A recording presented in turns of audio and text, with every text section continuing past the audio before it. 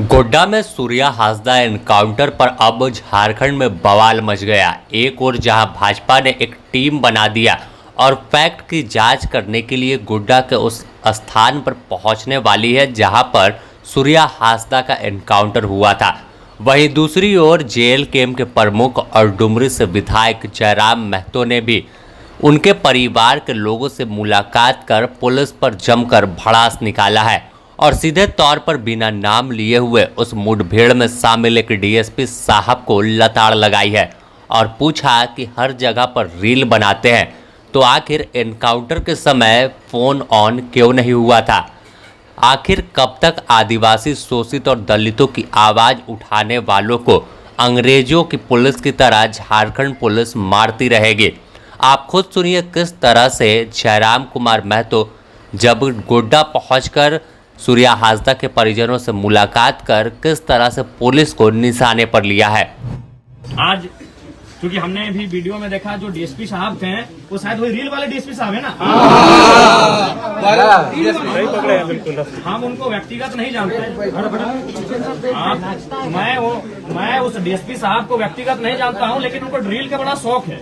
हमने बहुत बार देखा है कि कभी बस में चढ़ के रील बनता है, कभी ट्रैफिक में रील बनता है, बहुत सारे। हमें लगता है उनका हम 2-3 दर्जन रील देखे हैं। तो हम ये जानना चाहते हैं और बिल्कुल मैं लोकतंत्र के 34 स्तंभ के माध्यम डीएसपी साहब से ही मेरा सवाल होगा कि सूर्या जब भाग रहे हैं तो आपने कहा रील बनाया, इसमें तो आपको ज्यादा न्यूज बड़ा जाता नहीं बजाएंगे। मैं बार बार कर रहा हूँ, शोक कार्यक्रम है, लेकिन चूंकि भीड़ है इसीलिए मैं संबोधन कर रहा हूँ। तो आपने कहा दुनिया को दिखाया इस रील को कि सूर्या भाग रहा है। जब आपने उसके बाद के वीडियो को दिखाया, पुलिस आ रही है, बॉडी लेके जा रही है, तो भागने का एक वीडियो बना देते, चूंकि तो रील वाले डीएसपी है। आपने भी देखा है, मैं इनको नाम से नहीं जानता, मैंने देखा वीडियो में बोला रहते रील वाले डीएसपी साहब है। जो भी हमको नाम से उनसे कोई हमारी शत्रुता भी नहीं है।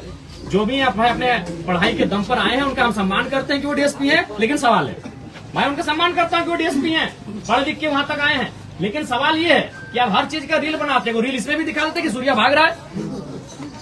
आप जो आरोप लगा रहे हैं कि भाग रहा था, भागने पे ही इनकाउंटर होता है, बिल्कुल अब भी दिखा देते। और दूसरा बात, अगर वो भाग रहा था तो गोली तो पीठ पे होनी चाहिए थी, पेट पे कैसे है? इनको लगा कि ये पढ़े लिखे वही लोग हैं, वही लोग जेपीएससी यूपीएससी बैठते हैं, बाकी लोग तो यहाँ आदिवासी लोग बोका है, इन लोग को लगता है। अगर वो भाग रहा था तो गोली पीठ पे होना चाहिए था, पेट पे नहीं होना चाहिए। तो बिल्कुल मैं डीएसपी महोदय से सवाल करूंगा और बिल्कुल ये सीबीआई जांच का प्रश्न बनता है कि गोली पेट पे कैसे लगा। दूसरा बात, जला कैसे, और जला उस तर्ज पे है जैसे मैं फिर रिपीट करूंगा कि इलेक्ट्रिसिटी वायर से टच होने से जलते हैं, गर्म दूध के गिरने से जलते हैं, गर्म तेल के, गर्म चाय के, कोई भी गर्म खाना अगर बॉडी पे गिरता है और जैसा शरीर जलता है वैसा बॉडी जला के। सीबीआई जांच हो, सीबीआई जांच हो।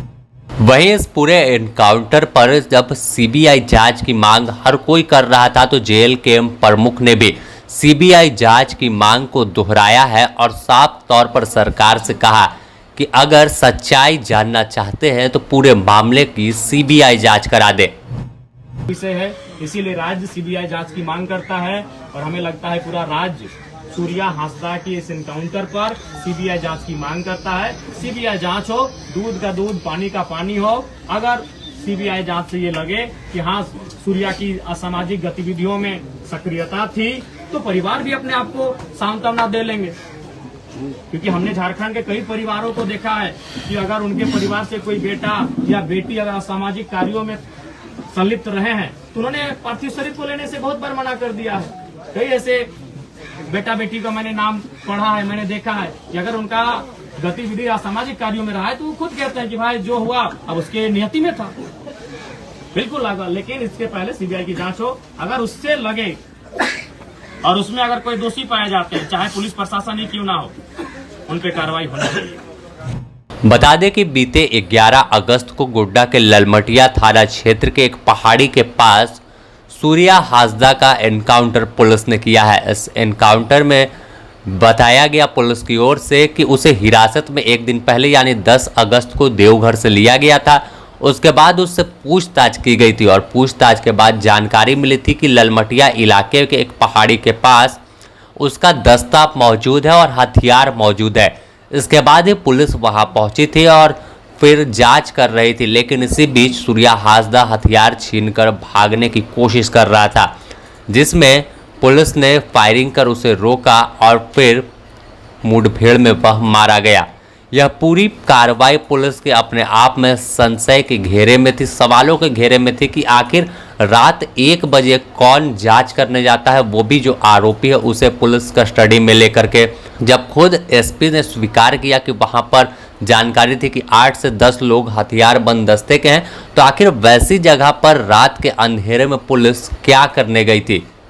सवाल कई हैं और यही तमाम सवालों को बीजेपी से लेकर जयराम महतो की पार्टी भी पूछ रही है, क्योंकि सूर्या हांसदा वर्तमान में जेएलकेएम पार्टी के नेता थे, बोरियो से चुनाव लड़ चुके थे। इससे पूर्व भाजपा के टिकट पर चुनाव लड़ा था और उससे पूर्व 2 चुनाव हुए थे तो झारखंड विकास मोर्चा प्रजातांत्रिक जो बाबूलाल की पार्टी थे उससे चुनाव लड़े थे।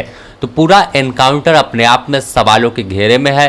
हालांकि राज्य सरकार ने इस पूरे एनकाउंटर की जांच का जिम्मा सीआईडी को दिया है, लेकिन तमाम नेताओं का और सूर्या हांसदा के परिजनों का मांग है कि इसकी जांच सीबीआई को सौंपी जाए।